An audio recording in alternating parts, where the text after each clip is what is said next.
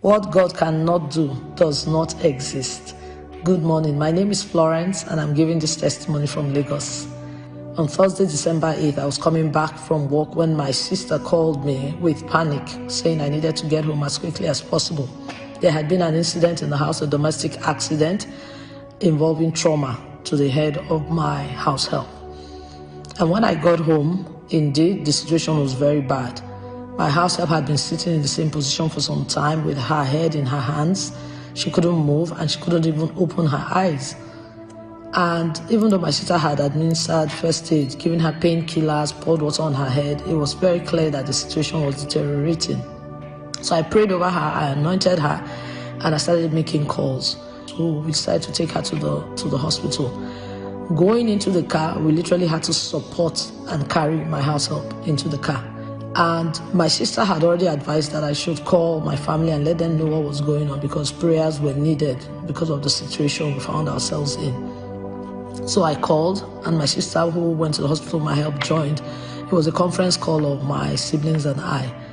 And after I recounted what had happened, I had already decided that, look, the day before we had done, oh Lord, show me mercy, that I was going to have to plead for mercy and use the Nsppd prayers of the day before to ask God for mercy, because I knew that this situation was very bad. And my brother, who is also on the fire altar, the Spirit is one, said the same thing. He said all of us should get on Nsppd and pray, oh Lord, show me mercy. While we were on the call, I could hear my sister screaming, saying, calling my house help's name, trying to bring her back because she was drifting in and out of consciousness. When they got to the hospital, my understanding is that they had to put her in a wheelchair because she couldn't walk. And before she even left the house, she was twitching and jerking. So I got on my knees and I said, God, I need mercy. I was crying, I was stressed out, and I was just praying. And Pastor Jerry, my help, goes home. She's been with us for a number of years, very committed, very dependable, very loyal. But every year at Christmas, she goes home to visit her family. And, for me, I was like, how do I tell her people? Instead of returning her back hale and hearty as we've been doing the past few years, that we're returning a corpse back to her family. And I said, not under my watch.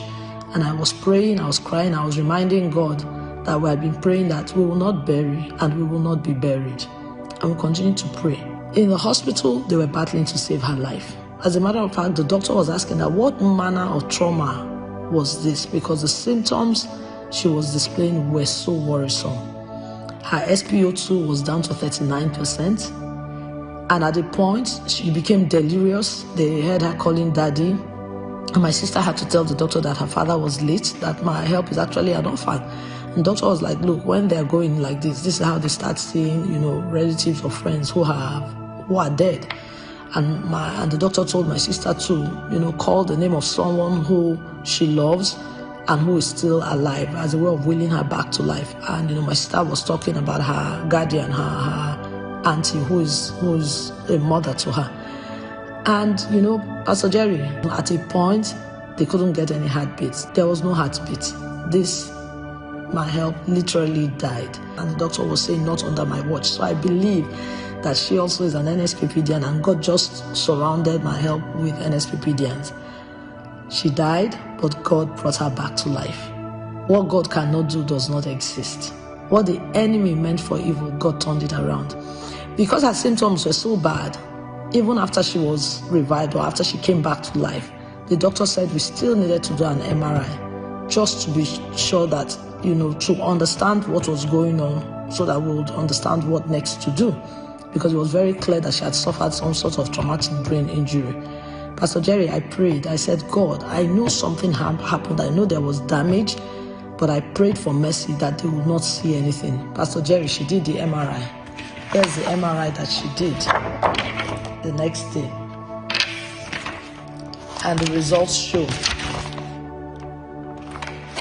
no swelling, no cracks, no concussion, no cysts.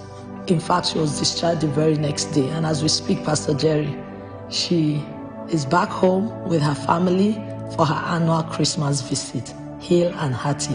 What God cannot do does not exist. God came through. Mercy said no. And I just want to give God all the glory, because The prayer of mercy never fails. What God cannot do does not exist. To God be all the glory. Thank you, Pastor Jerry. Thank you for your labor of love.